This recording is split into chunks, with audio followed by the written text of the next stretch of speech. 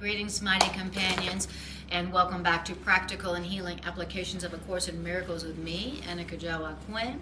We are going to start off our session with an opening meditation where we're just going to check in and tune in and see if we can feel our true spirit self and see what it guides us to in this class today. So, if you haven't already, close your eyes and take a breath. Just breathe.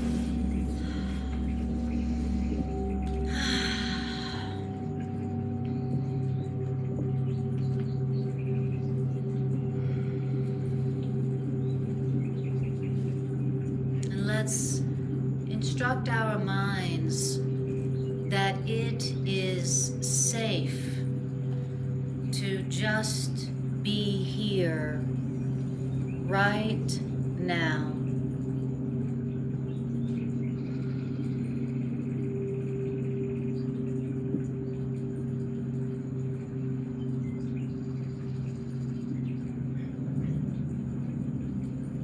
And let us gently draw our minds out of the past and gently draw our minds out of the future, allowing our minds to just slide into home base called the right now.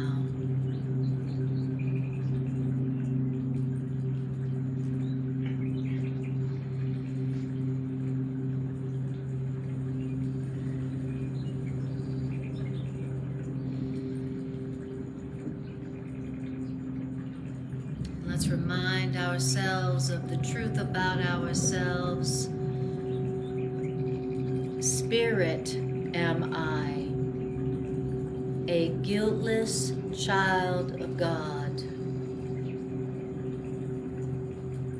free to forgive and free to save the world.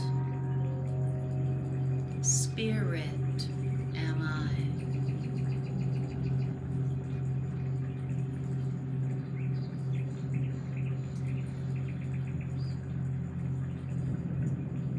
Take a moment or two to actually tune into and feel our true self, our spirit self, our self that is not a body, our true self that is free of all limits, and our true self that is safe and healed and whole right now and forever.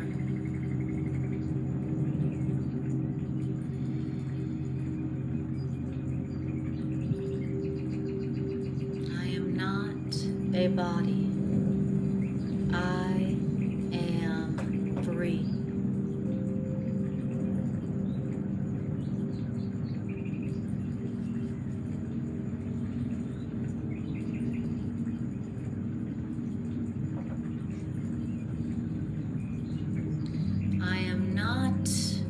What I learned I was.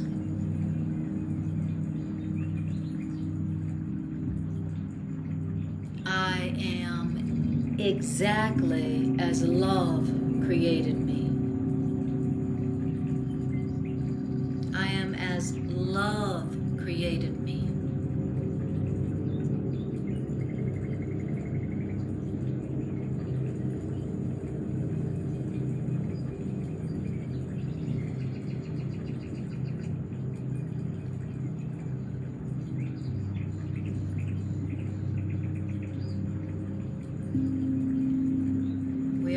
Practicing the holy instant where we remember who and what we really are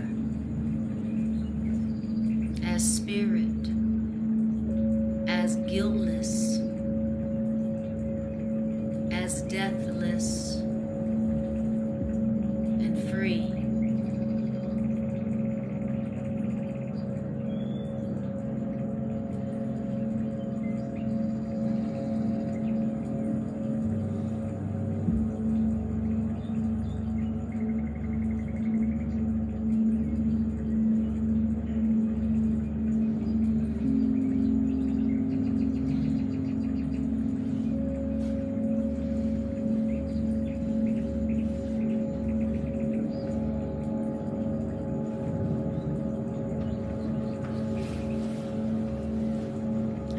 let's practice the holy instant where we give this instant to our higher selves. And the holy instant prayer that turns any instant into a holy instant. The prayer that turns any encounter into a holy encounter.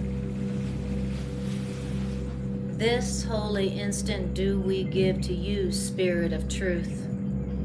Be you in charge, for we would follow you, Spirit of Truth, certain that your direction does bring us peace.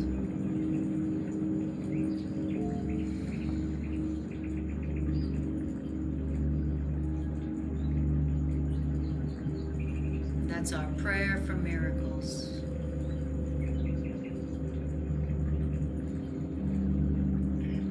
Beautiful. And to that we say, amen.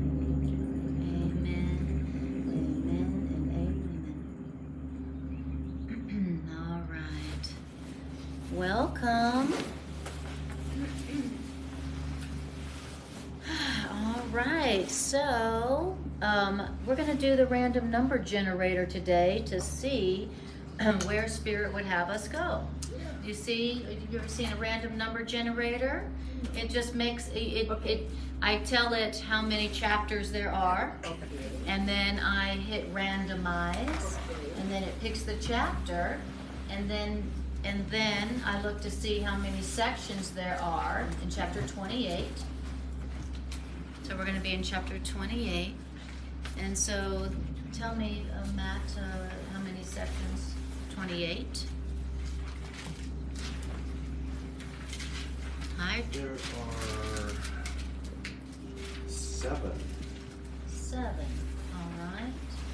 Okay, so that's, and so we'll be in chapter 28, section 4. Right. The greater joining. The greater joining. In the blue book, right? Yep. In the blue book. And by the way, the Miracle Center now has the original edition, the purple covered book. So they have it for sale here at the Miracle Center. So if you want that, that is for sale here. When Greg and I teach ourselves, we teach out of that book because it's the original. It's the original dictation. And it's quite magical. It's the most talkative. It's, yes, the 45,000 words that came through the scribe were removed from the blue covered edition. So. What about page 598? Okay. All right. The greater joining. Hi, Diana. Hi, Trish. Hi, Demi and Irene. All you beautiful people, Brew, lovely to see you all. And we are going to be in, thank you, Irene, chapter 28, section 4, the greater joining. All right. You're welcome. And I don't have Anna on this. Okay, hey, well. Good. First time for this. All right. Wonderful. Okay. You've got a book over there. Wonderful. What's your name? Brian. Brian. Have you been here before? Yeah, I was here when he taught. I go to school. I have quite a schedule, so I'm sorry I haven't been here. Wonderful. Well, welcome back. Thanks. Welcome back. Nice to meet you. Okay, so here we go. The greater joining. Accepting the atonement, which means the healing, the undoing of fear for yourself. Accepting the undoing of fear for yourself means not to give support to someone's dream of sickness and death. To accept the truth and the healing for yourself means don't give support to someone else's dream of sickness and of death. To accept the healing for yourself means that you don't share their wish to separate, which means you don't let them turn guilt on themselves. Interesting. To accept the healing for myself means don't let them turn guilt on themselves. Oh, Okay. Be their guilt guard. Be their guilt guard. You've heard of the color guard? Interesting. To accept the healing for yourself means to not let other people turn guilt or turn attack on themselves. Imagine that. Someone's going to turn guilt on themselves. They're going to attack themselves with guilt and fear and shame. And you say, oh, that's not necessary. You're totally innocent. We're all the same. You're innocent. We're all just learning here. No, you don't have to be ashamed. You don't have to attack yourself. We're all the same. We're all just learning here. We're all just doing our best. You don't let them turn guilt and shame on themselves. And every time you do that, you are accepting the release from guilt, the release from fear. You're healing for yourself. That's how you do it. Wow. Now it says, nor do you wish that their guilt and anger be turned instead on you. All right, so that's a very important point. You don't let them turn their guilt on themselves. You also don't let them turn their guilt on you. It's a good point. Says, and if you'll do this, you don't allow them to turn their guilt on themselves or you, then their guilt, their attack will have no effects. Hey. What now? What a gift that is to other people and to yourself. I'm going to respond to you in such a way that your guilt and your shame and your attack and your anger is going to have no effects on you or me. You're welcome. Or anyone else. You're welcome. Have a nice day. Who was that? Who was that strange miracle worker? It says, and when you do this, when you don't let people turn their attack on themselves or you, then now you are free of dreams of pain. Why? Because you let them be free of their dream of pain. Whenever they attack themselves with guilt or anger or shame, that's their dream of pain. That's their pain dream. You heard of the pain body? This is the pain dream, their pain dream. So how you respond to their pain dream determines the effects. You know, if you let them turn their pain dream on themselves, if you let them attack themselves, then you are going to suffer the effects of that attack yourself, even if it wasn't initially directed at you. In other words, unless you help them, you will suffer pain with them, because that is your wish, to suffer pain with them. That is your wish, to suffer pain with them, unless you help them. Wow, very interesting. So how we respond to people who are turning on themselves with attack, that is what determines what happens with us. You know, we think that, well, you know, what affects me is, you know, what I'm doing with myself, you know, but no.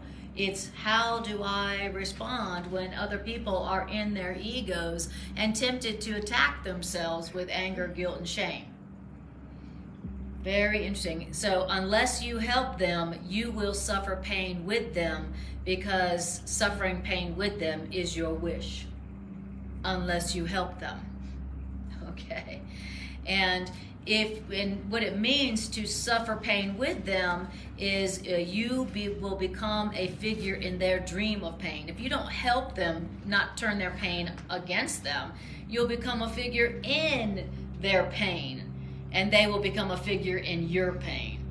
You know, they will think that you have something to do with their pain, and they will think you have something to do with theirs, and vice versa. Okay.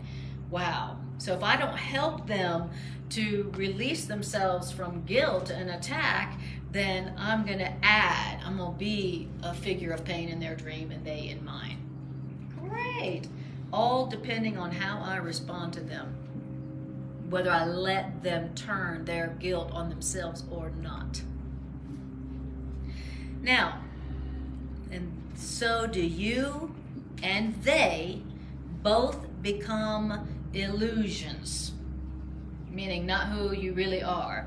And what does it mean to become an illusion? It means without identity, right? If they become a figure in my pain dream and I become a figure in their pain dream, we've both lost our identity. If we're both lost in dreams of pain and guilt and shame, then we have lost a sense of our identity. We're without identity. And in an experience like that, in a relationship or an encounter like that, you could be anyone or anything, depending on whose evil dream you share. Wow. You can be sure of just one thing, that you are evil. Why? Because you share in dreams of fear and dreams of pain. By the way, this is what we did last week. It had a different title. So, speaking of same sections in 1 week, out of a whole book. So, I'm sure that's just a total coincidence. It's not because Greg and I really need this section at all. It's not, doesn't have anything to do with it. So basically, the world really needs to hear this right now. Yes, and the world really needs to hear this right now. In the original title of this, in the original dictation is "Share Not Evil Dreams." Isn't that great title? Share not evil dreams. You know, which means don't share in people's. Don't let people turn guilt and attack and anger on themselves. Don't share their. This was in chapter 2. And it was in chapter 2? Yeah, exactly. You said it'll be somewhere in the book. Yes, here it is, exactly. Yeah, not only did they take out 45,000 words, but they moved around a bunch of stuff and changed the titles of the sections. That's why I like to use the original edition. But this is fine. So, you know, if you share people's dream of guilt and attack and anger and pain, then one thing is sure is that you will perceive yourself as evil. You will perceive yourself as evil, meaning unloving, unlovable, as attacking. Okay? That's how you will see yourself. You'll lose track of your true identity as guiltless and loving and lovable. You'll completely, that true identity will be completely lost to you in your awareness. Because you shared in ego dreams. You shared in dreams of pain and guilt. When they said, "I'm so guilty, I'm a bad person," and you went, "Yeah." You know, or they said to you, "You're an idiot, you're a bad person," and we went, "Yeah." Right? And so once we've shared in an ego dream, now we think we are that. Okay, so how we respond to them absolutely is the difference between whether we are accepting our own healing for ourselves or not. Apparently, you do not accept healing for yourself. Healing isn't something that you get for yourself. I'm going to heal myself. I'm going to heal myself. Everybody get away from me. Everybody, I need to be by myself so I can heal myself. I need to get away from people so I can heal myself. That was me. You know, if I could just get away from everybody, I'd be so happy. I'd be so loving. I'm so loving when I'm by myself. It's so great. I'm peaceful. I'm loving. I'm so generous. What do you say? I'm not arguing. I'm not arguing with anybody. You know, I'm telling you, it's just like I'm so enlightened when I'm by myself. You know. But according to A Course in Miracles, you do not accept your own healing by yourself. It's not something you do for yourself. It's something you give to others, you know, and then you can accept it for yourself. That was the first line, accepting the healing for yourself. It's not something that you like do for yourself. It's something you accept, but you can't accept it for yourself until you give it. Unless I have given something, I really don't feel like I deserve it. I could say, I deserve the wealth and abundance and love and joy. I deserve it. I'm good enough. And doggone it, people like me. You know, you can affirm, you can do that positive affirmation. I deserve it. I deserve it. But until you have given it, you will not believe deep down. You will not believe you deserve it. You can say all the affirmations in the world, but until you've given it, you don't think you deserve it. Okay? And so, but as soon as you give it, which means don't let people turn their guilt weapons on themselves, don't let them feel guilty, then when you do that, then you'll feel like, oh, well, I guess I deserve a release from guilt too. I guess I deserve to be released from guilt also. I guess it's okay if I made a mistake. It doesn't mean I'm bad. I guess that's true for me too. Wow. All right. Any questions or comments on that? Yes, but. Yes, but. Man. Oh, we have our first yes, but head of the evening. I can't wait to hear it. Well, Daniel. it comes. What comes to my mind right away is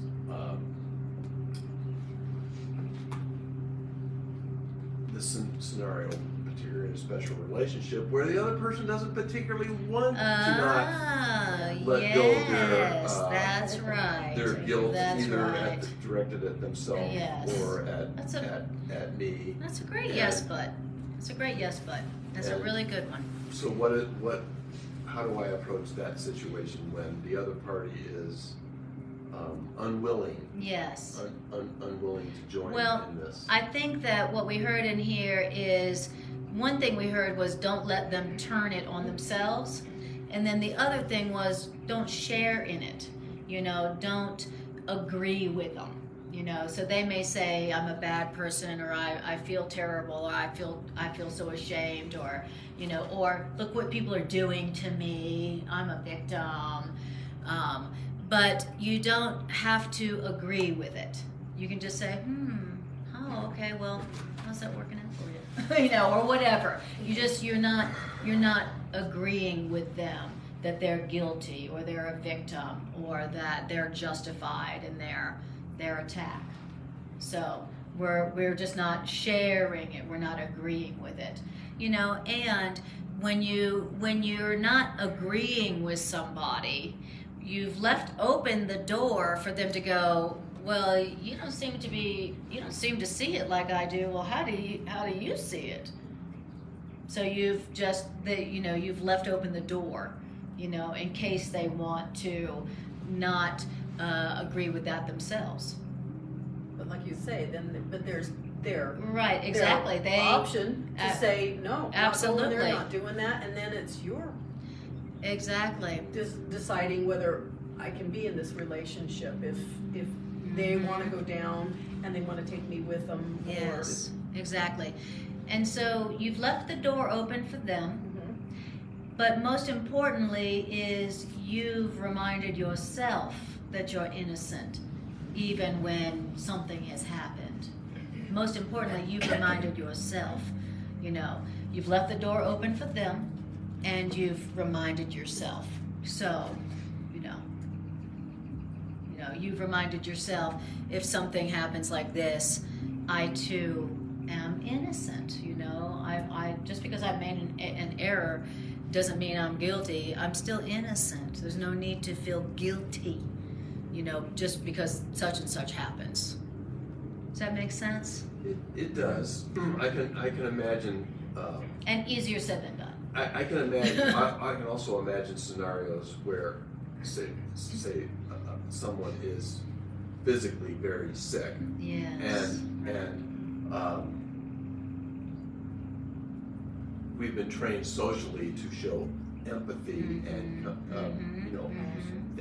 How does one do that without agreeing Yes. with the With the self physical manifestation of what's? Well, you know, I mean, I was, you know, chatting with somebody the other day who was telling me, you know, they're in the process of dying. That, you know, they were saying, okay, this is it, da da da. You know, it's, you know, and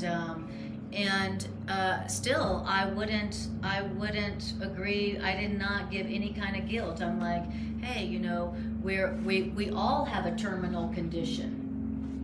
It's called having a body. We all have a terminal condition. We're all terminal, you know.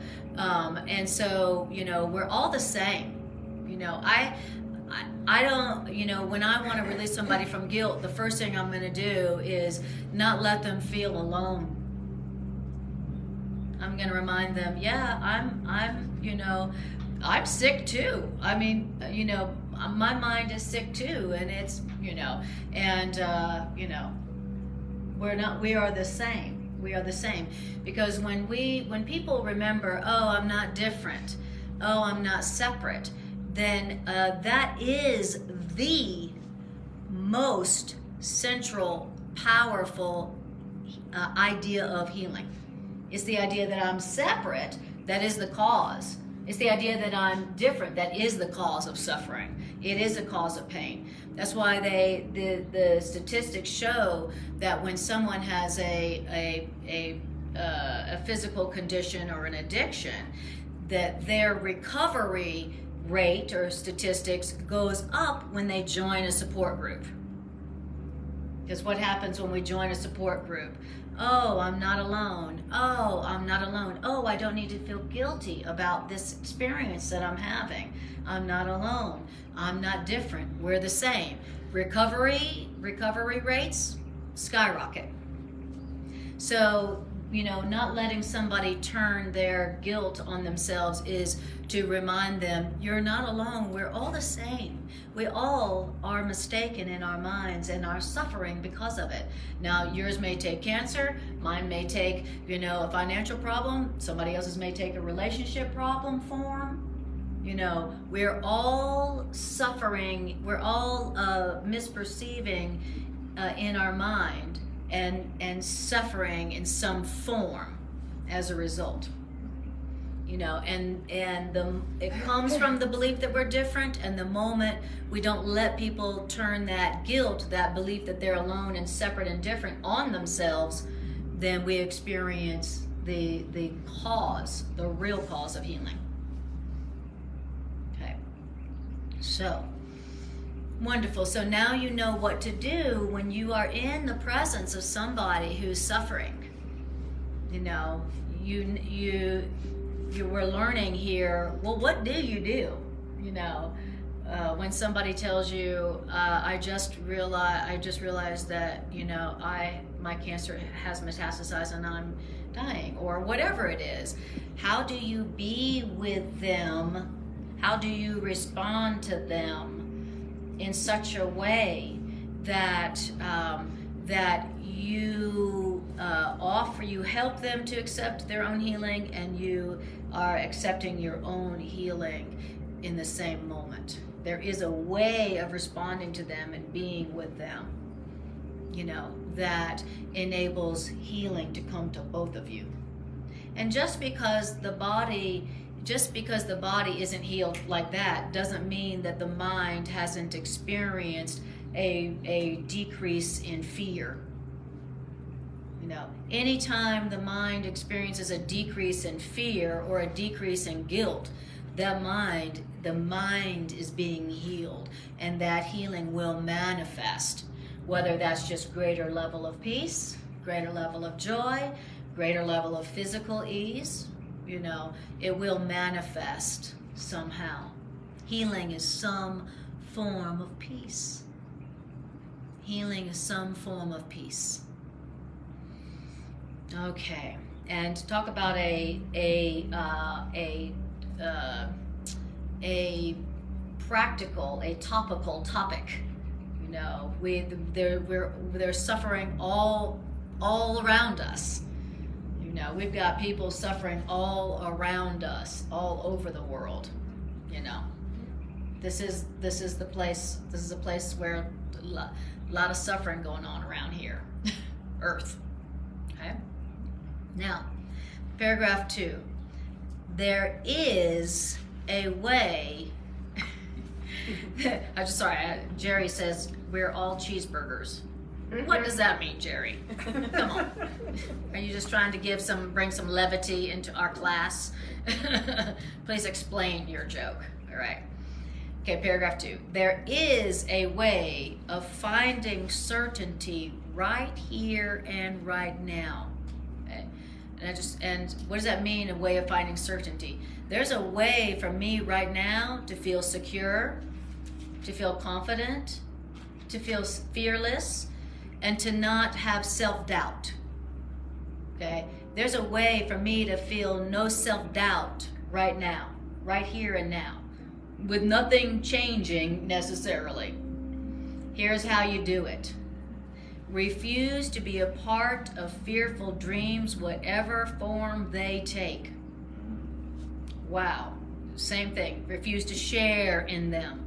Refuse to be a part of those guilty dreams, whatever form they take. Because if you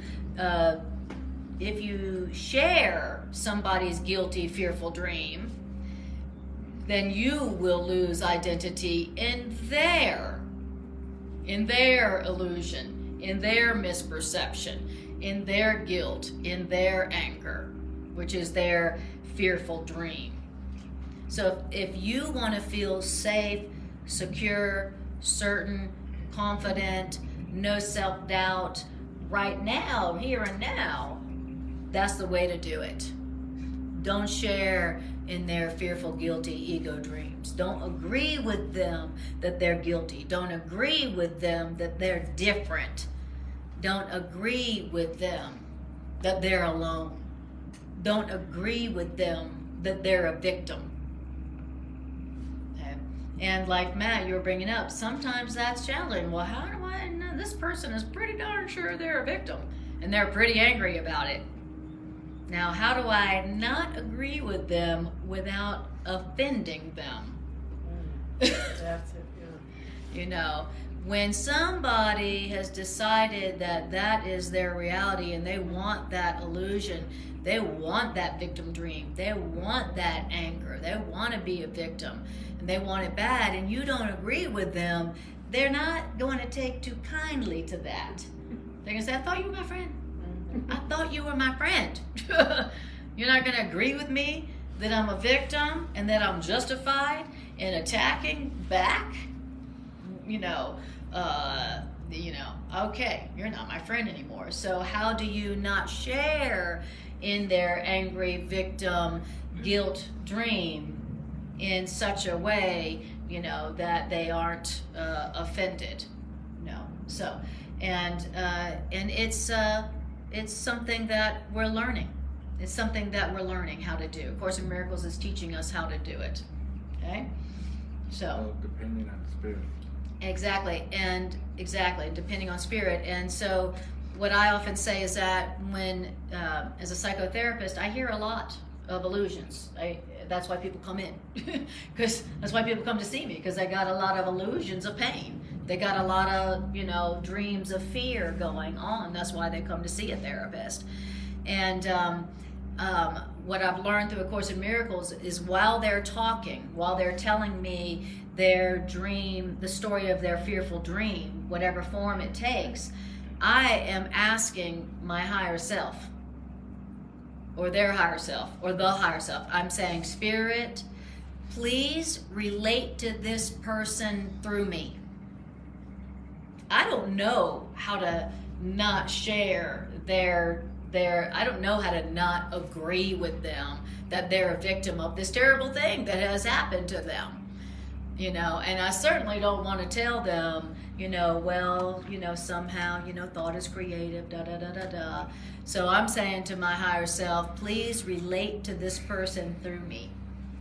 And then I literally, and almost every time that I do that, by the time they've finished sharing their fearful dream with me, I have already heard Spirit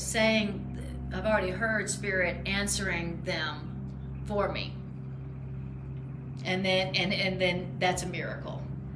Spirit knows how to do it. I don't, right? Or else I wouldn't be suffering anymore, right? So I may not know how not to share in their fearful dream. I may not know how to not agree with them on that, especially when I got my own history. I've got my illusions that I got going on, right? right? But spirit does know how to do it, and spirit is jiffy on the spot, you know, almost every time. So just an answer to that question: how do you do this when you yourself are pretty much thinking, yeah, you are a victim. You may be thinking, yes, you are a victim, or yes, that person is blah, blah, blah. But your higher self knows how to do it. So once you ask, you will receive, spirit will relate through you. The Course in Miracles says, don't empathize with people in your way. Don't empathize with them in your way. You know, we've learned that empathy means we join in their suffering and we go, God, that's horrible. I cannot believe that bastard did that to you. That's terrible. You should get a good lawyer. That's horrible. Oh my God. Oh, that's horrible. I mean, that happened to me too. Let me tell you all about it. When it happened to me, when I was a victim and I was justified in my anger. Okay, that's what we've all learned that empathy means, to join in the suffering.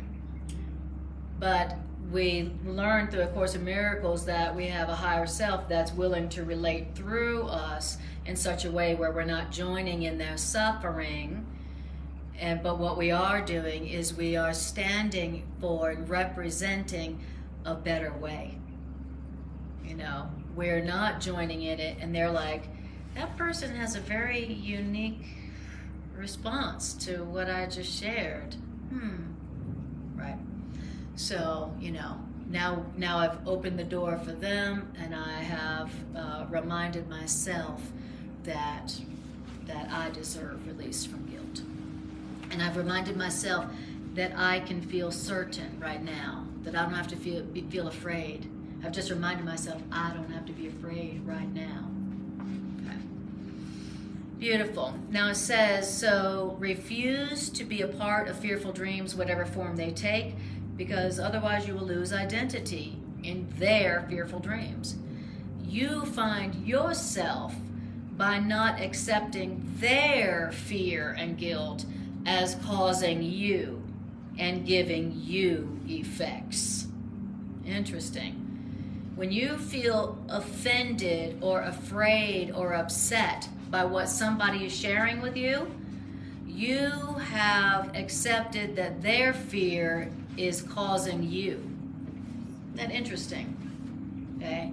If you're being affected negatively by their fear and guilt and anger, then you are believing that their fear and anger and guilt has caused you.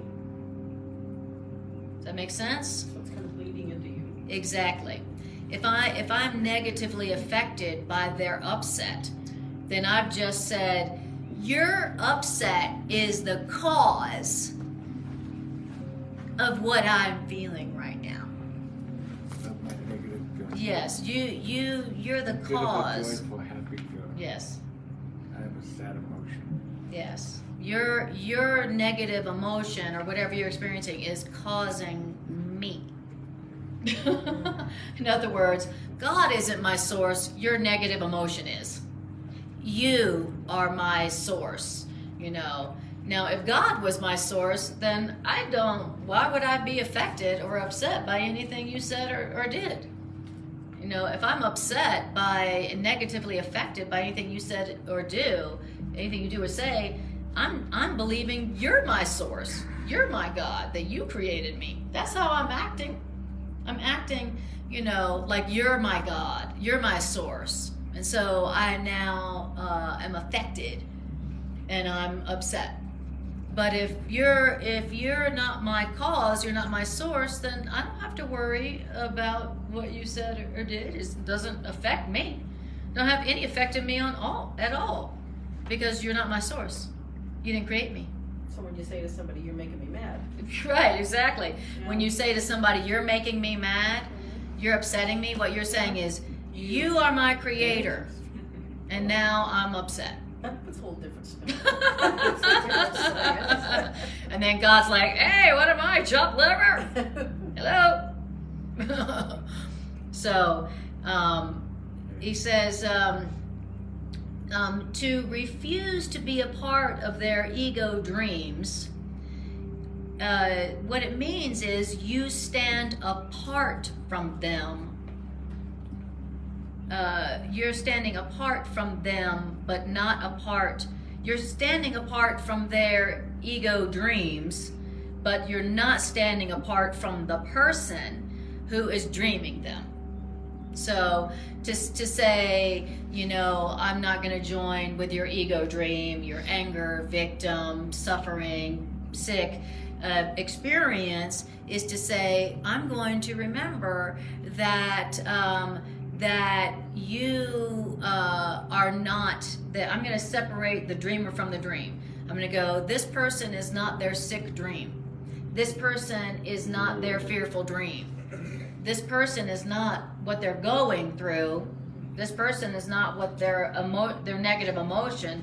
This person is the one dreaming this illusion, the fear, the guilt, the pain, the victimhood. So refusing to be a part of their ego dreams is to separate who they really are from what they're going through. Now that's the best way of expressing it. Okay.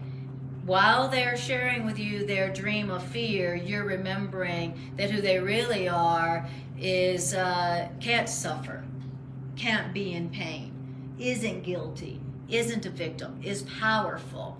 You're separating the dreamer from their dream. That's what it means to don't share in ego dreams. Don't support their ego dreams. One of the things I like about that statement in there is that there actually is a constructive way to use separation. That's Since I'm so very good. Since I'm so Good at it, separating. That's a great way of looking at that. That, you know, the Course does say that whatever crap we made, including separation, Spirit has a way of using that crap, that illusion, for good.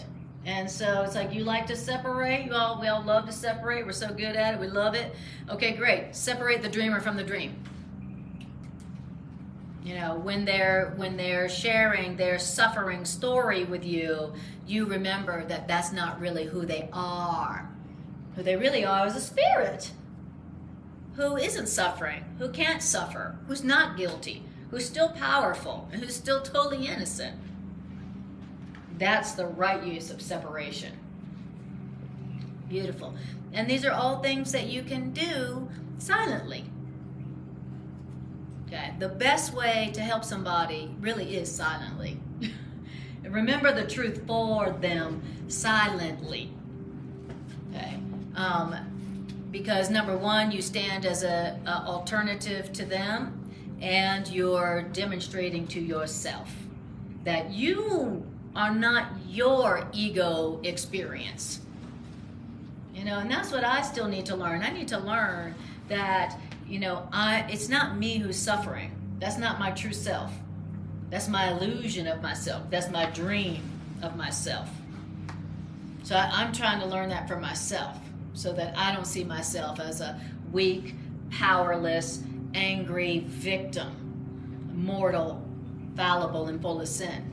So that's me accepting my healing for myself. Oh, this is something that I'm experiencing, but this is not my identity. This isn't my truth.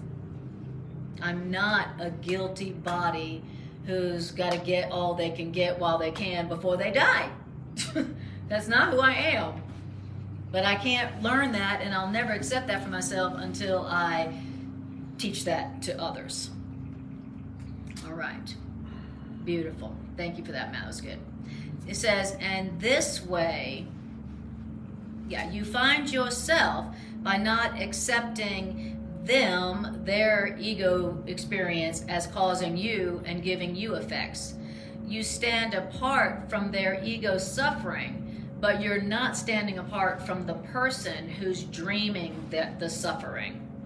In this way, you separate the dreamer from the dream, and you join in one, the dreamer, but you let the other go, the dream. the dream, the suffering, is but illusion in the mind. The suffering is a dream which is an illusion in the mind. Wow, isn't that interesting?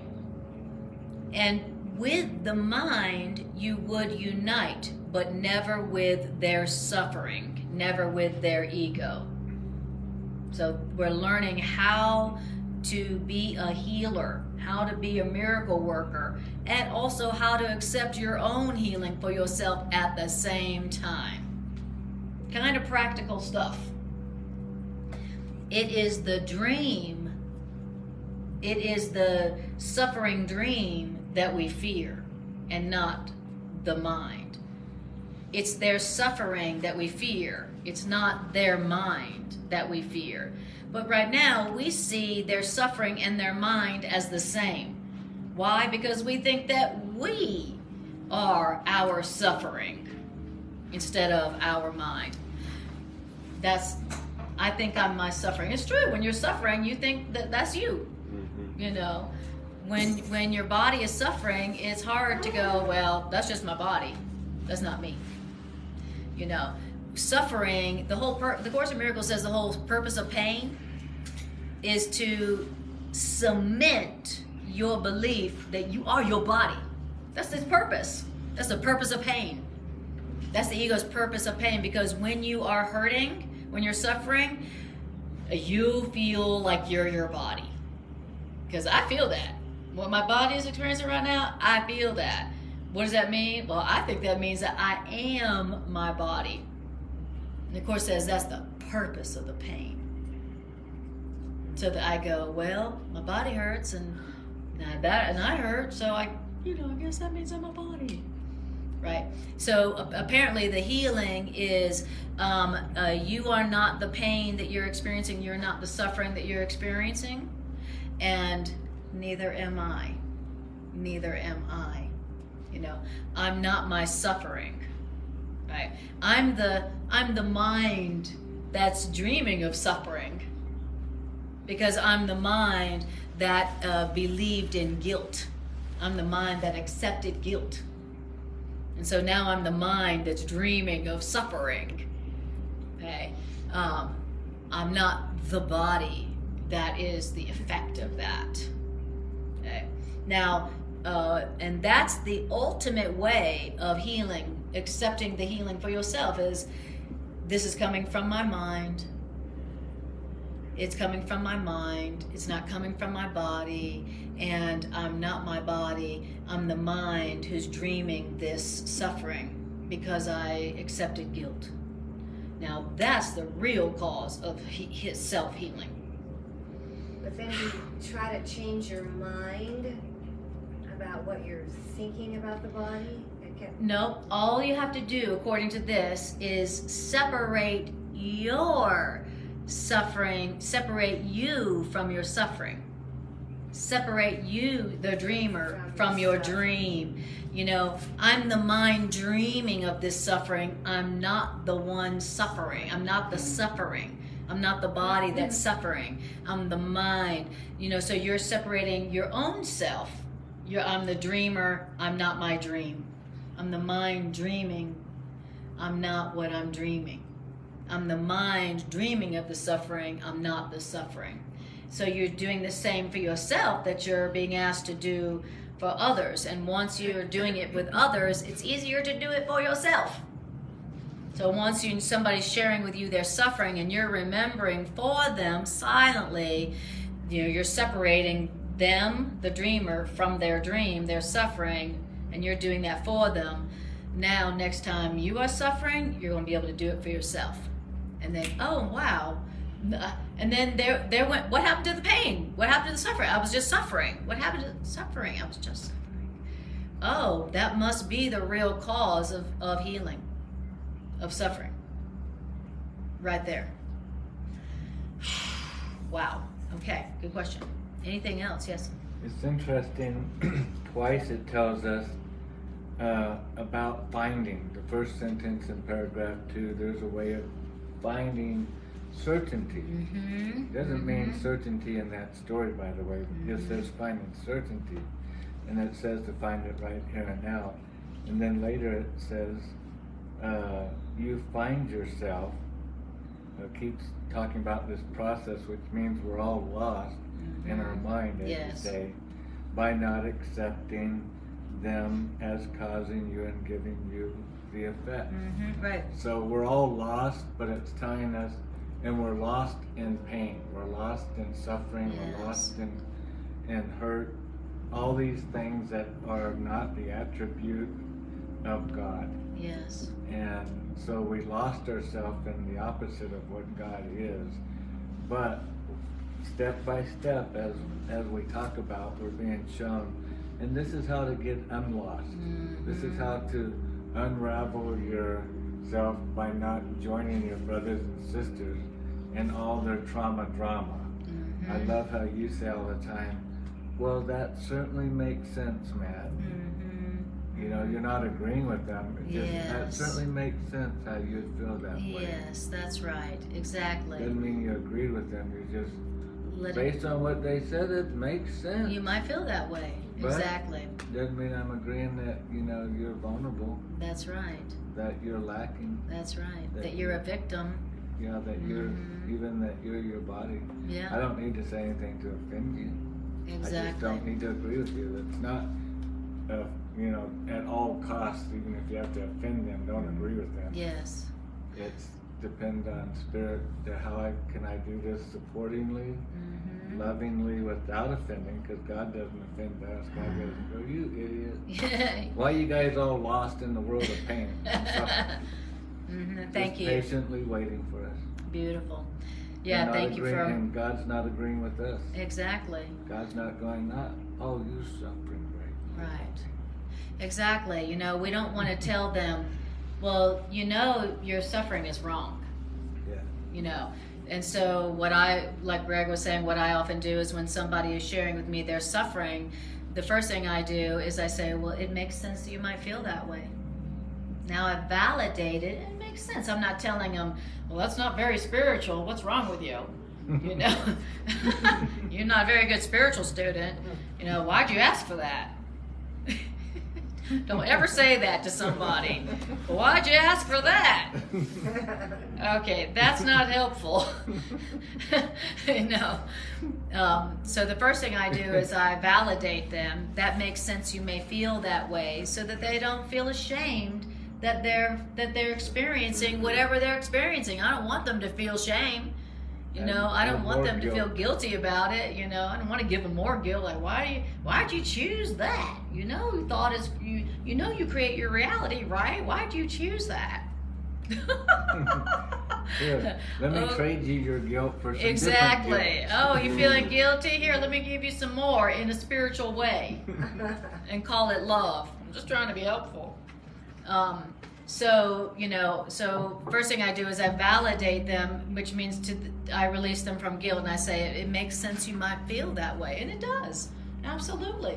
If I had learned what they had learned, I would be experiencing the same thing. And I have learned what they learned and experienced the same thing. So it does make sense to me. So I'm letting them know it makes sense, you're innocent, and it makes sense to me because we're the same. Okay, you know, so, but I didn't agree with them to say that makes sense, you might feel that way. Like Rick said, I didn't agree with them. You know, I just said it makes sense, you might feel that way. You know, I validated them. And instead of told them that they're wrong, right? So it's not telling them, well, you're wrong in your pain, you're wrong in your suffering, you know, and we're just, we as miracle workers, we're supposed to stand as silent symbols of the alternative. We're silent reminders that there's a better way. Silent reminders that there's a better way, you know, than being an angry, suffering victim. Okay. Beautiful. Always to not join in people's suffering. These are all ways. So it's like one instruction after another about how not to join in their suffering and then make it real for you.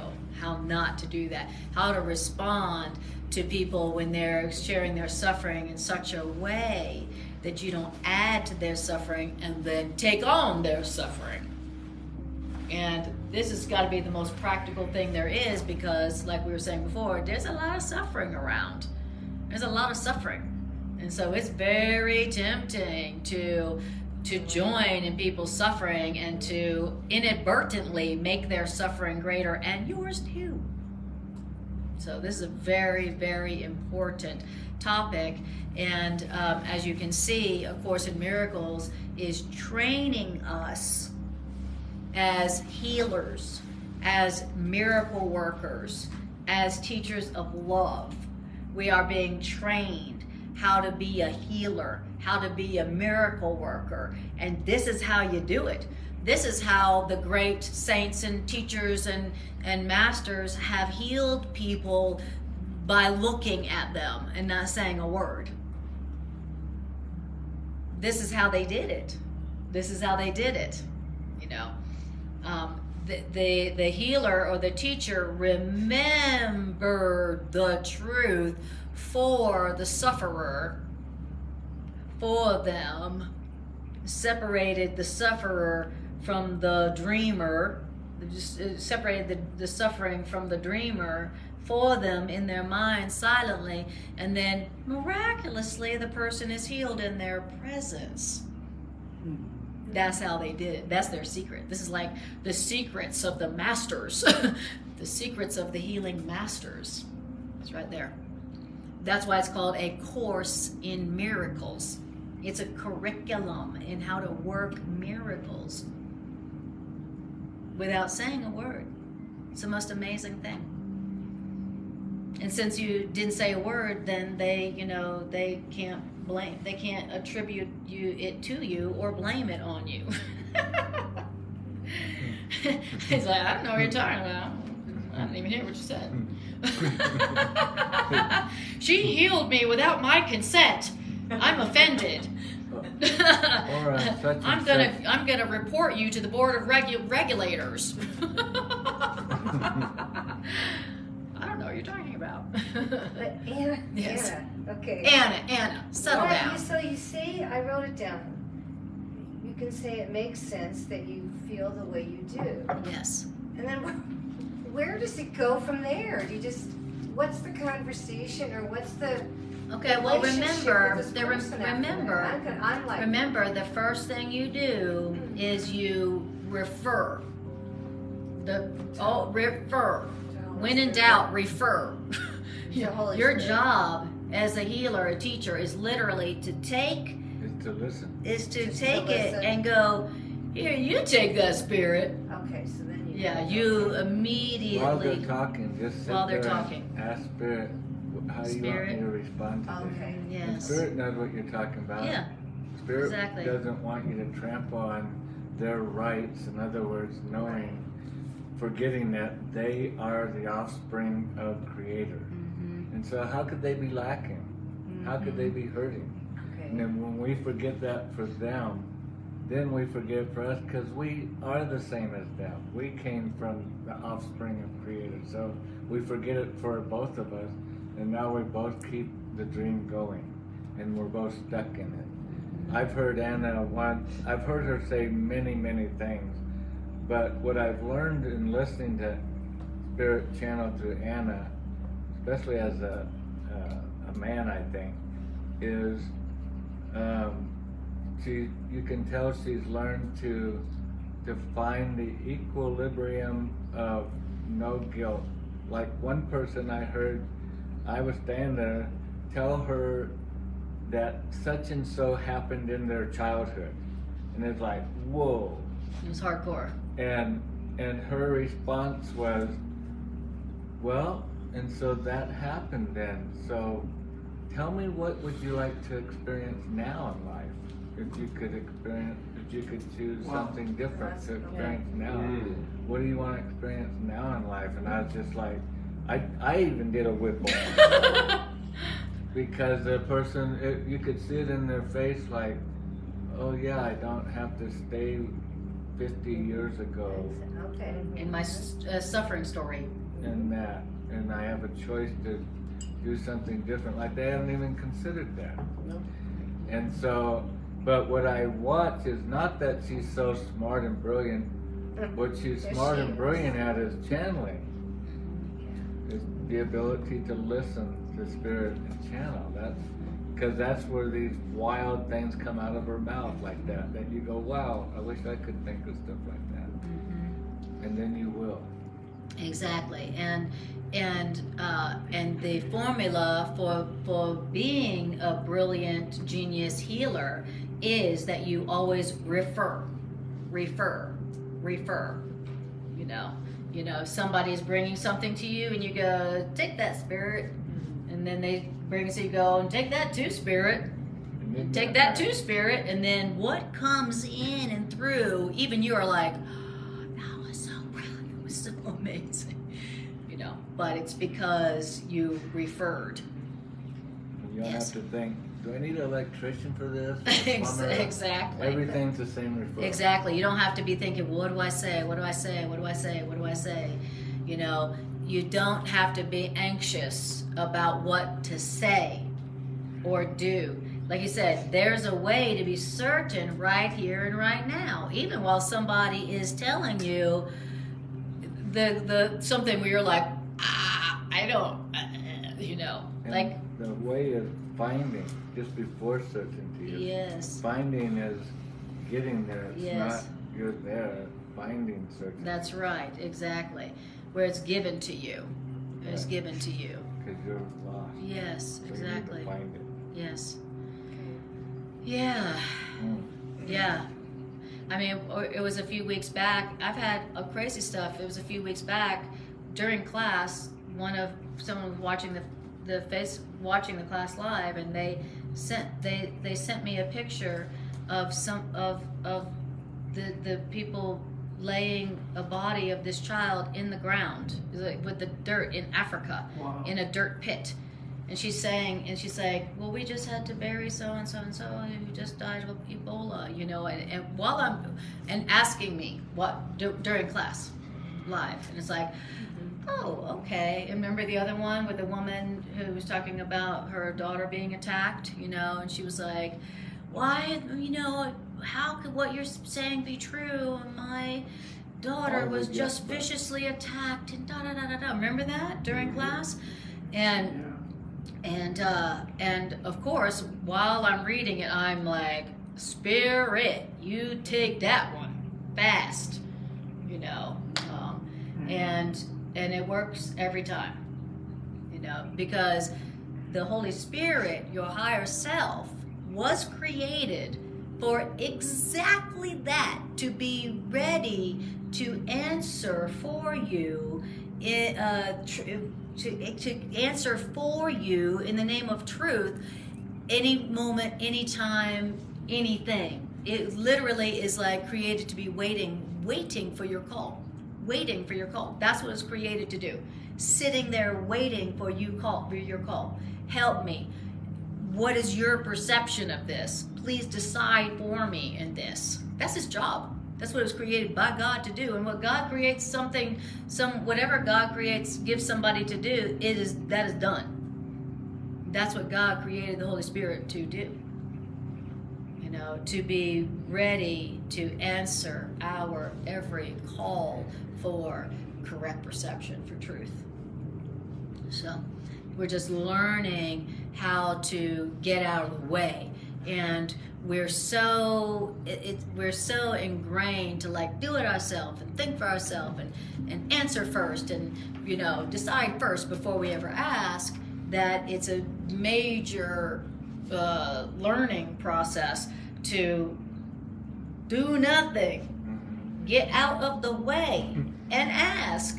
I know it's like the simplest. You're like, well, that sounds too easy.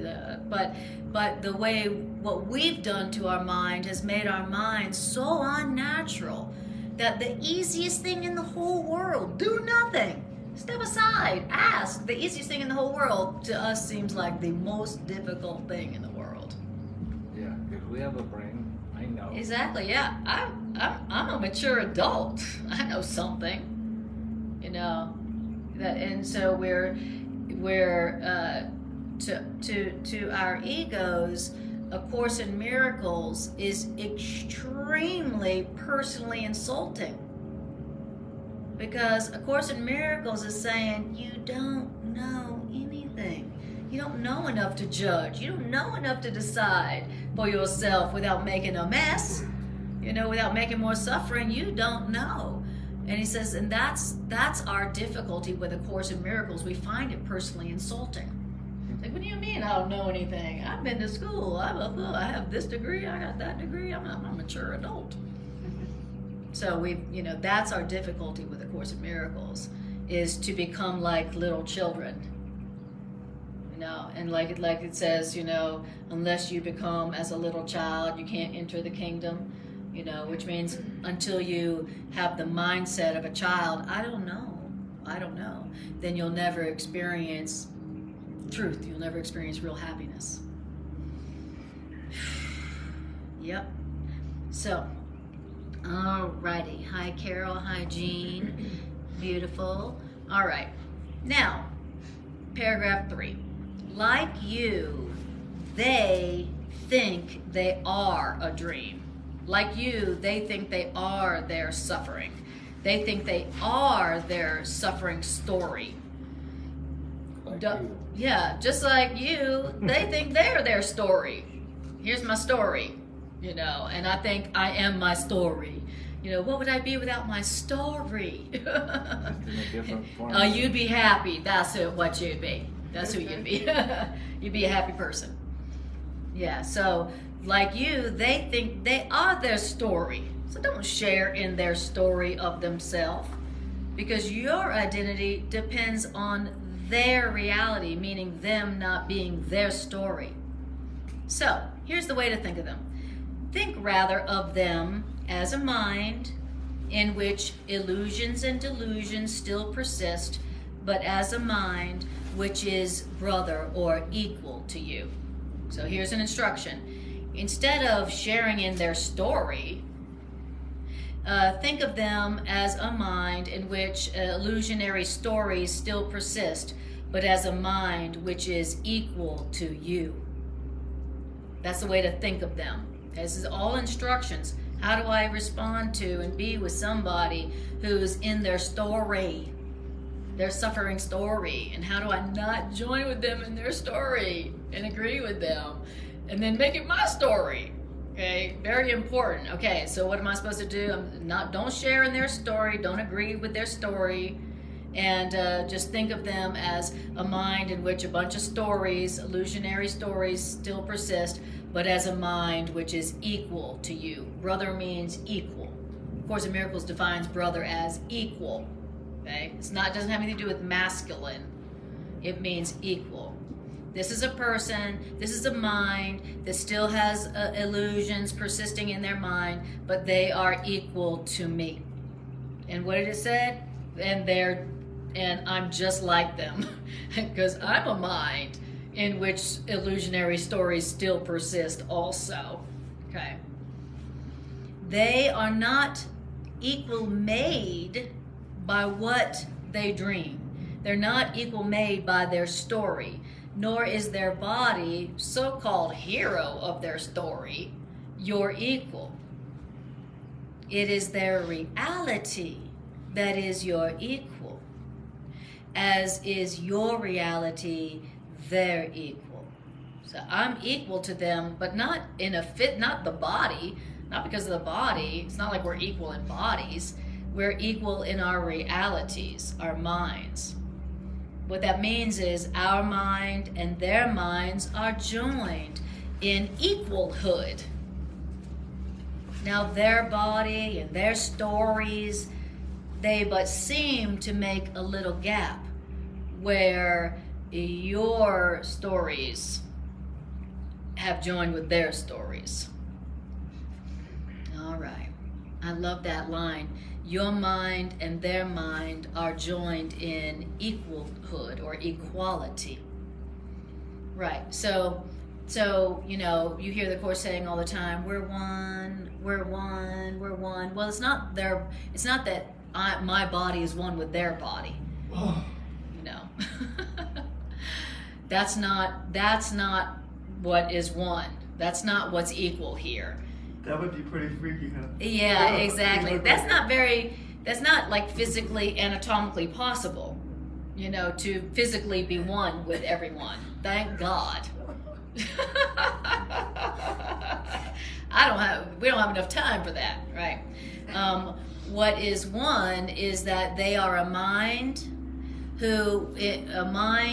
in which stories and illusions still persist. Just like my mind, in which stories still persist, but our minds are one. Our minds are equal. And it says, think of them this way. It's an instruction. It's what do I do when I'm in the presence of somebody who's sharing their story with me, the story that they love, you know, the story they tell me every time I see them? I could tell them the story by heart.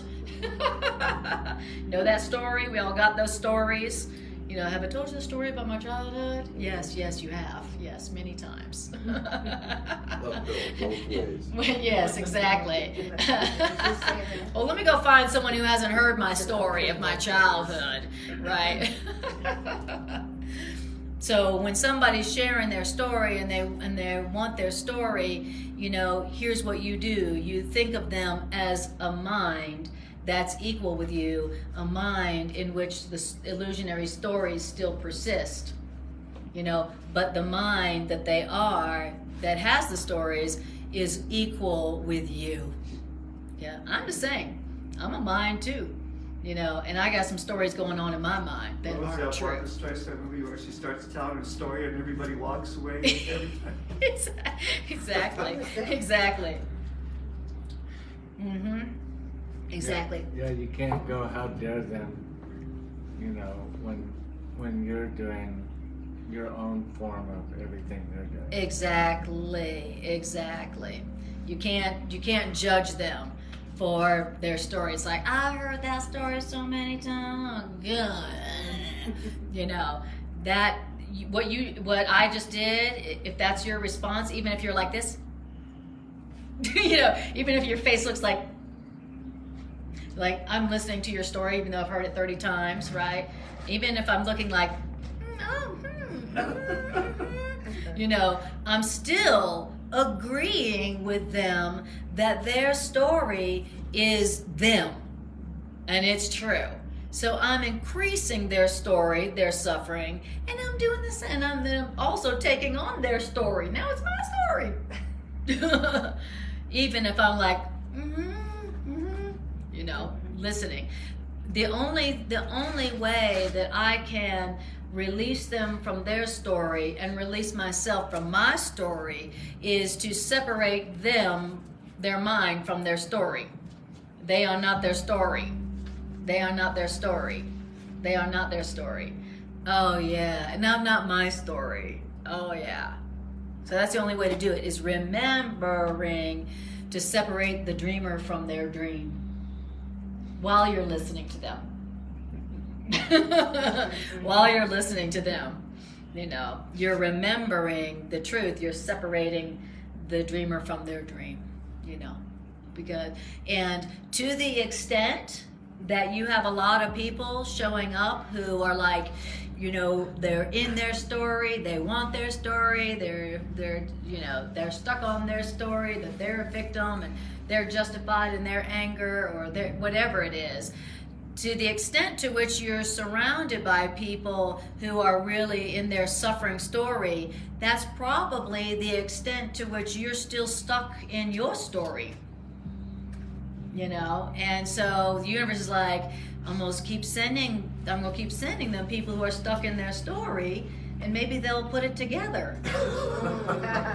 They're so slow, but I love them. They're innocent. They're not their slowness. You know. Oh, I get it. That is why I attract so many people who are like victim stories, or whatever their story is, you know, or their anger story, or their suffering story, whatever it is. Oh, because I'm stuck in my story, you know, I'm not seeing myself as you know, different than my suffering, my story. I'm thinking I am my story. All right. Beautiful. So, All right. Anna, I just want to point out, even though if this is obvious, that the statement, this how-to statement about thinking of others as a mind in which illusions persist, and that their mind is just like mine, equal to mine, is the how-to of the very first sentence in this section, accepting the atonement for myself. That's exactly right. That is what it means to accept the atonement for yourself, which is to accept your own healing for yourself. So Literally, the first line, you know, the first line about accepting the healing for yourself. So it goes, okay, your goal is to accept the healing for yourself, and then all the following paragraphs so far are describing how to do it. Right. You know, so if ever you're reading the course and you read a line, you're like, what does that mean? Just keep on reading, because all it does then and go, what that means is, and what that means is, and how you do that is, and how you do that, and what that means is, and how you do that is. Okay, so it's going to tell you, you know, what the goal is, and then it tells you exactly how to do it. So you don't have to figure out anything.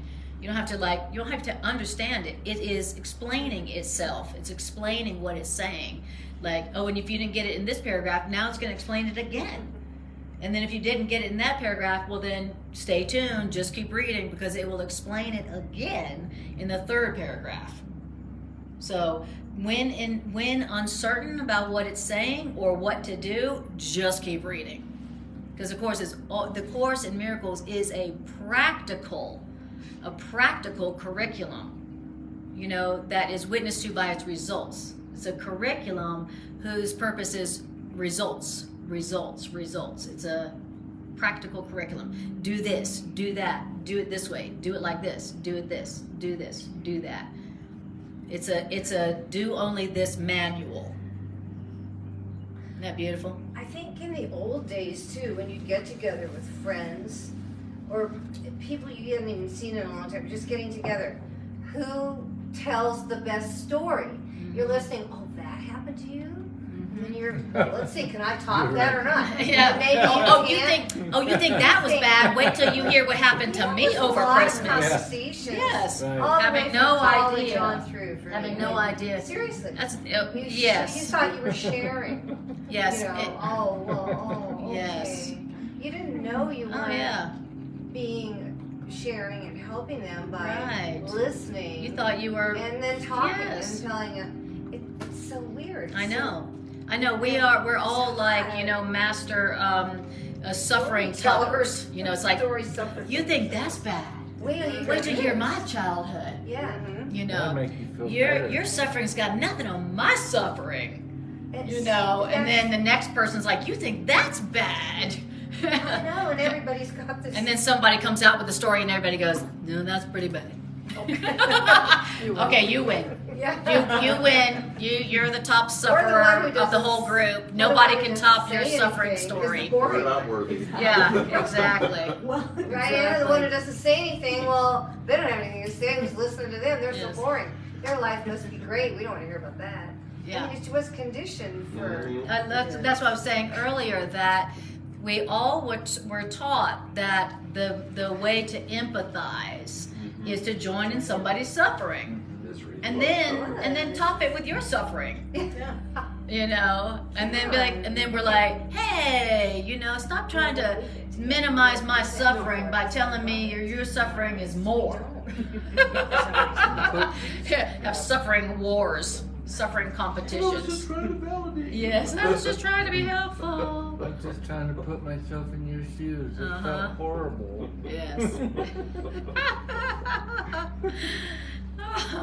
Exactly. So it's an art. It really is. It's the art of healing.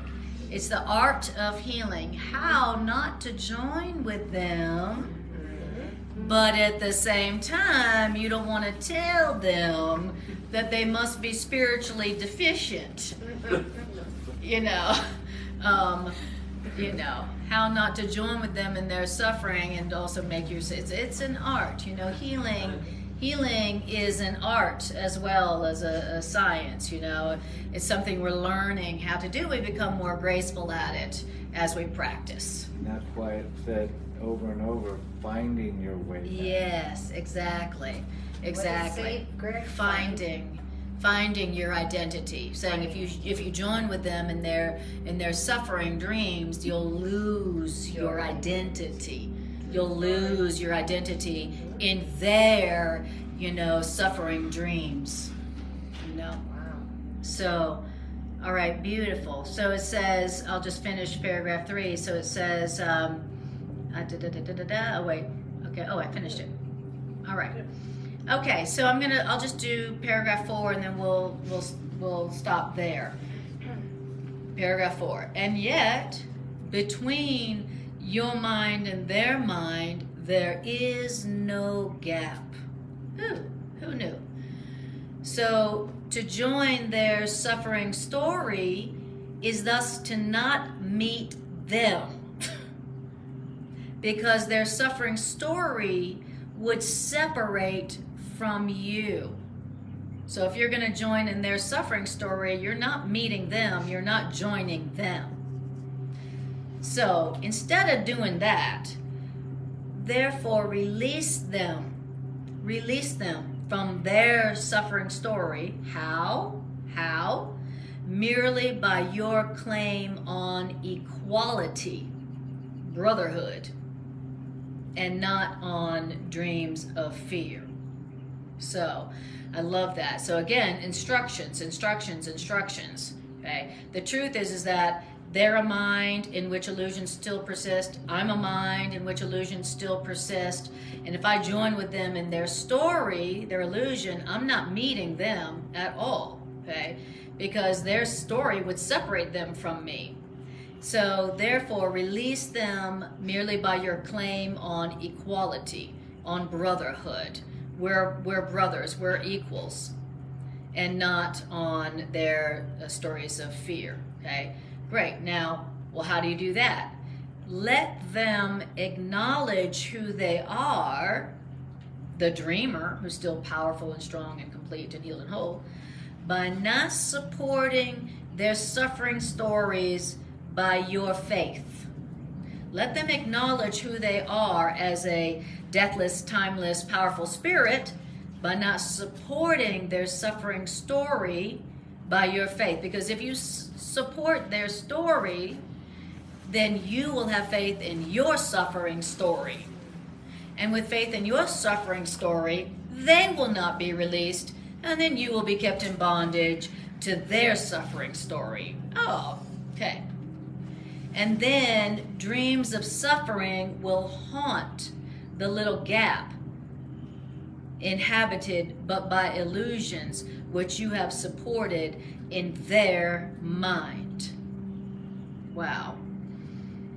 And the next line, be certain that if you do your part, they will do theirs, because they will join you where you stand. So I love that. So if you'll do your part and not join in the suffering story, then they'll meet you where you stand. But maybe not in this I was lifetime. just about to say, well, maybe not in this lifetime. It didn't say when. What are we doing? It didn't say when they'll join you there. It just said they will join you. It didn't say when. I wish they would have said eventually. Yes,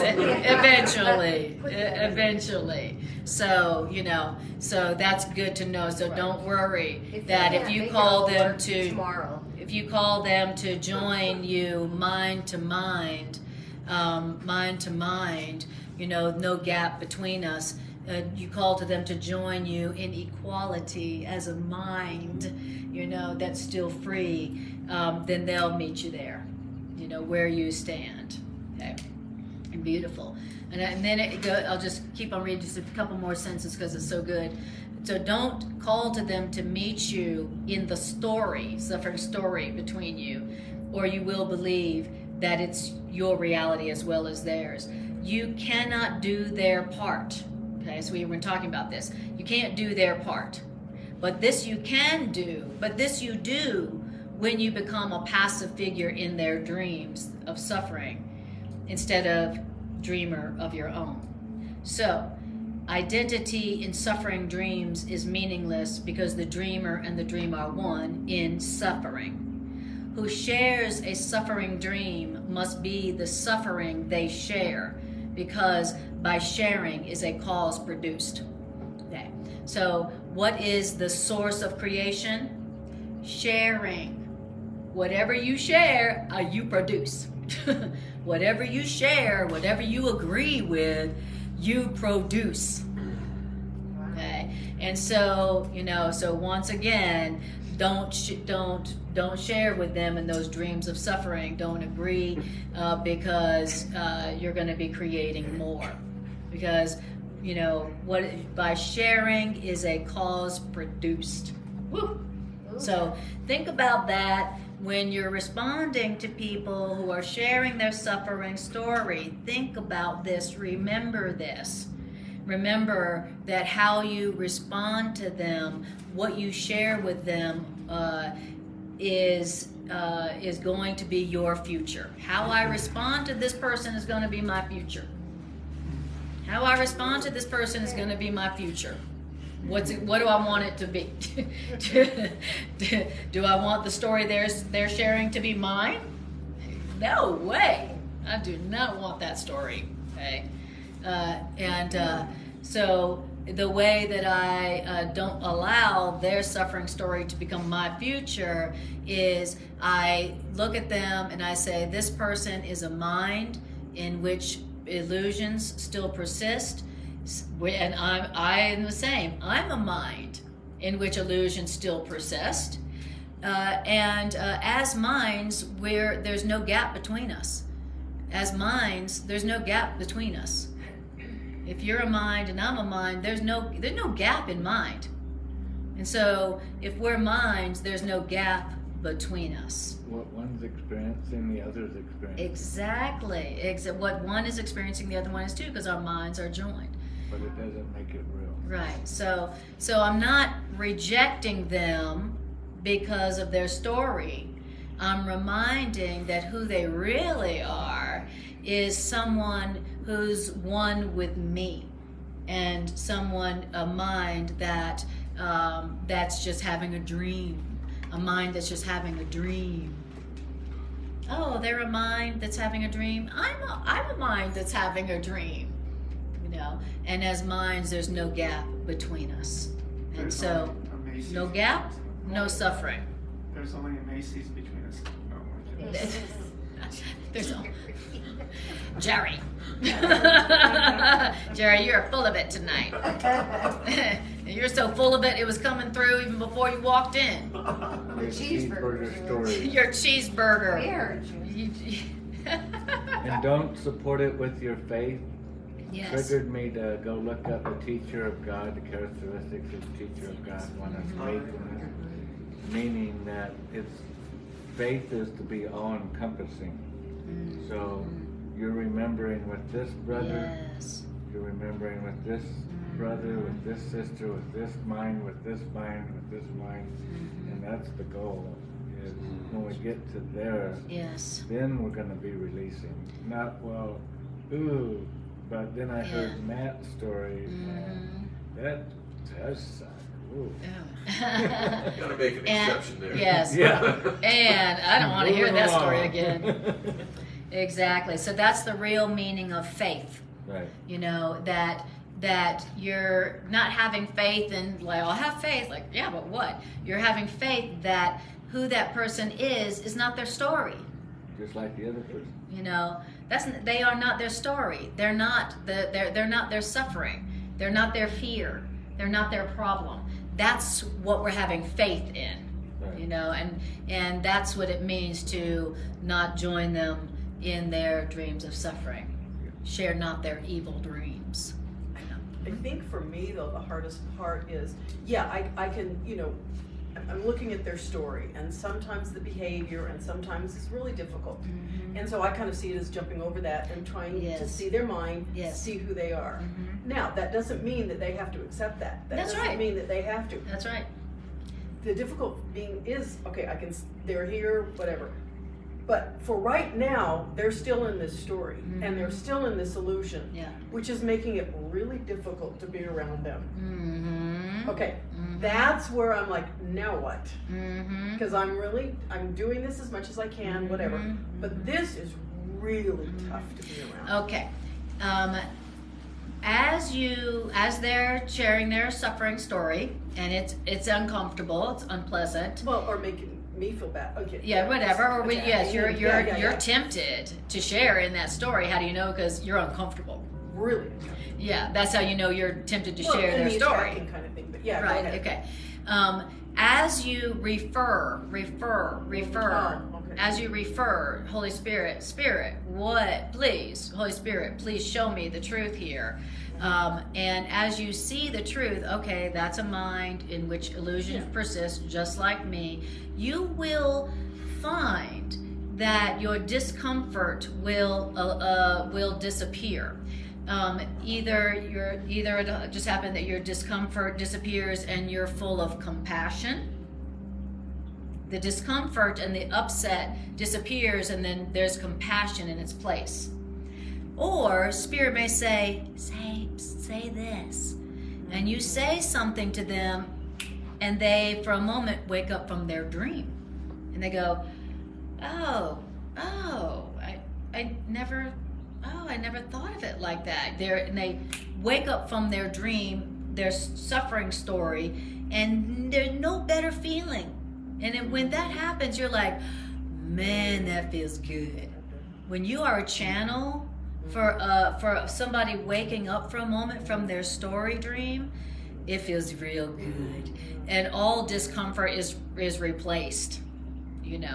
So the discomfort lets you know that you're still agreeing with their story, and you're confusing the dreamer with the dream. You're confusing the dreamer with the dream. How do you know? Because you're irritated or uncomfortable. But as soon as you separate the dreamer from the dream and remember the truth about them, you're going to be feeling pretty good. Because now you're channeling a miracle. Now you're channeling love, because that's what love does. Love looks upon somebody suffering and goes, oh, that's not, that knows. Love looks upon them and doesn't see the suffering. Love looks upon them and doesn't see the irritating person who's telling their story again. Love sees who they really are. So, all right. So now that's that. I love it. Demi says, hey, I got a story. Okay, I can see how you feel that way, but don't engage. And then she has a little microphone right there. Demi, you are a good songwriter. It's a rap. And that is definitely a rap. I love that. That's a good rap, Demi. I love it. And then she goes, enlightenment. All right, so the list of mine and Greg's classes throughout the week are listed in the body of this class. So if you want to see my classes and my classes with Greg in a more easy, accessible manner, go to my YouTube channel, and you can see them all very easily. You don't have to go to my Facebook page to do so. All right. Okay, so now we're going to close our eyes and take a breath, and we're going to do what I call the integration meditation, where we take the ideas and we use them.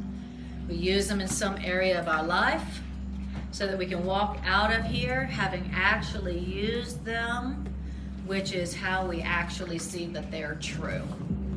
So, close your eyes, take a breath, just breathe. Notice how you feel.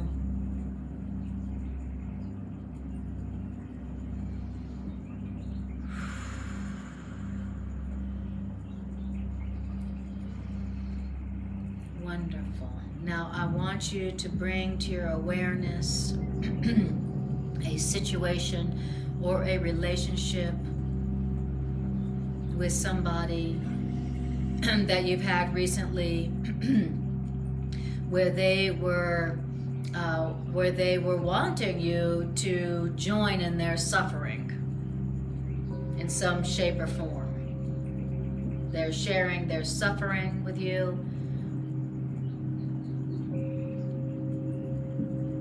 I want you to bring that situation into your awareness. I want you to notice how you felt, any discomfort, or notice whether you joined in their suffering with the idea that maybe you'd be lightening their suffering.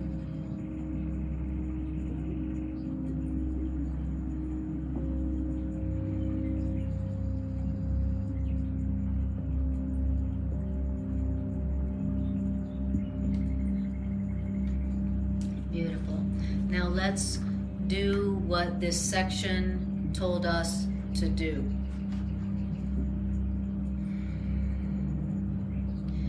The first thing that it told us to do is to don't give support to their suffering story.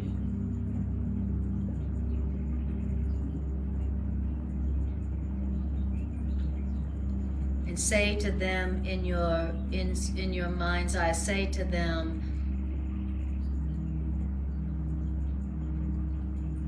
I will not share in this person's wish to turn suffering on themselves.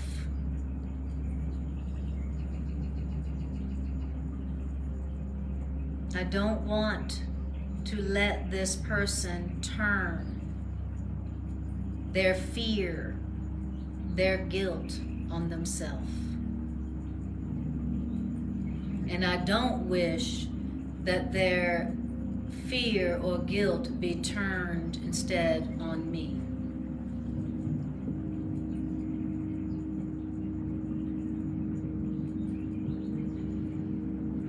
Take a breath. Now I want you to tell yourself, unless I help this person not turn their guilt on themselves,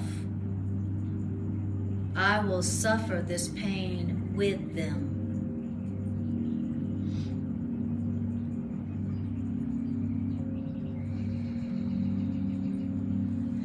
Now, I want you now to turn to your higher self, and I want you to ask your higher self,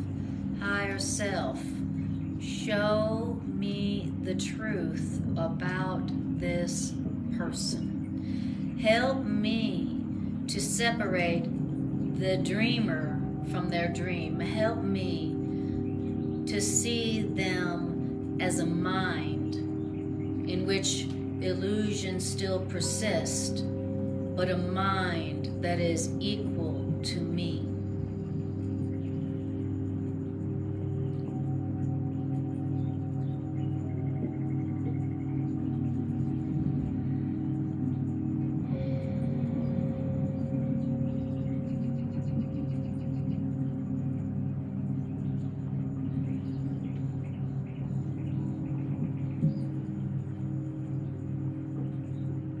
As you are now looking on them in your mind's eye, I want you to separate the dreamer from their dream, the mind from their suffering,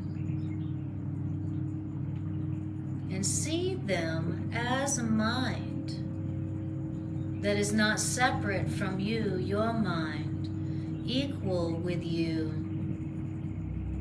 I want you to see their true identity as equal to you, connected to you.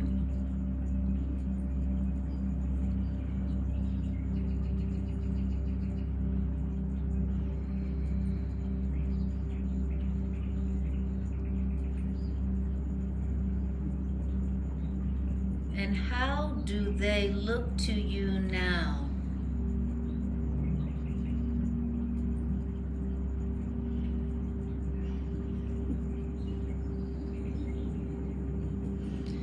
Beautiful. Now I want you to, now we're going to apply that to ourselves. I want you to bring to your awareness an experience where where I want you to bring your mind to your suffering story that all your friends and family have heard a million times. AKA your patterns, your pattern grievances. And I want you to look at yourself in your mind's eye. And I want you to separate the dreamer, separate you, the mind, from your suffering story.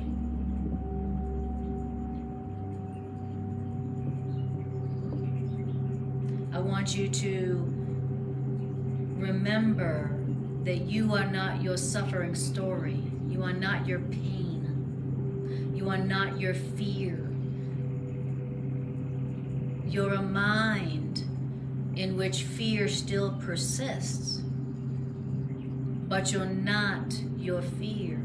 You're not your pain. And tell yourself, I'm not this problem.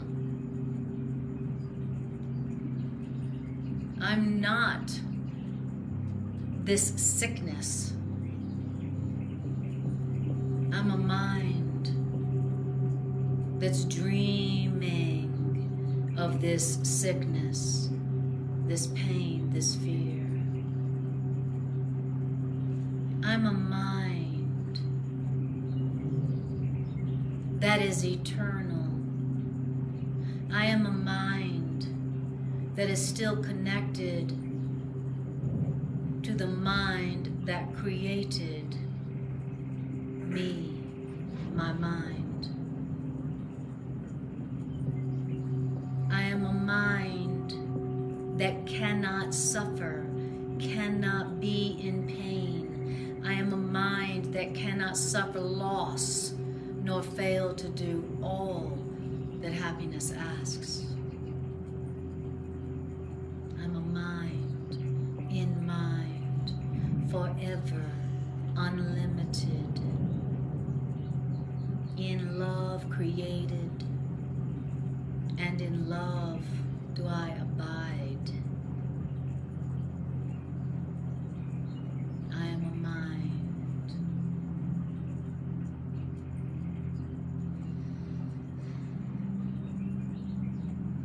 And now I want you to notice how you feel about yourself in this moment.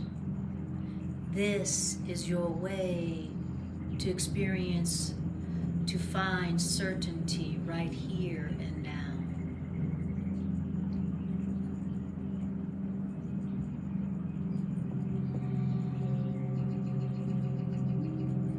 And then I want you to tell yourself, I am not my pain. I am free, for I remain exactly as God created me.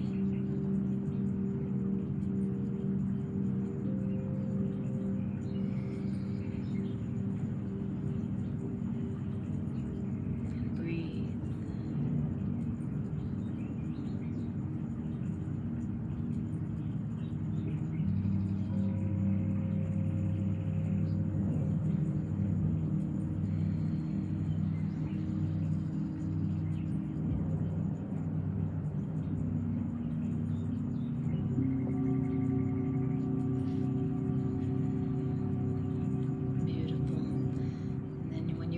Take a breath, bring your awareness back to your body, back to the room.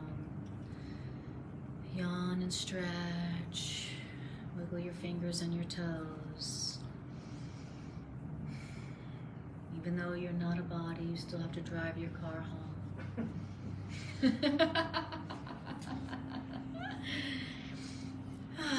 Wonderful. Thank you guys for coming out. Thank you. Welcome. And welcome to you, Brian. Welcome.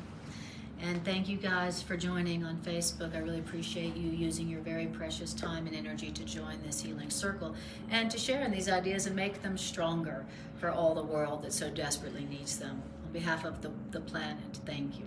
behalf of the planet. Thank you. All right. Appreciate you all, and see you next time I see you.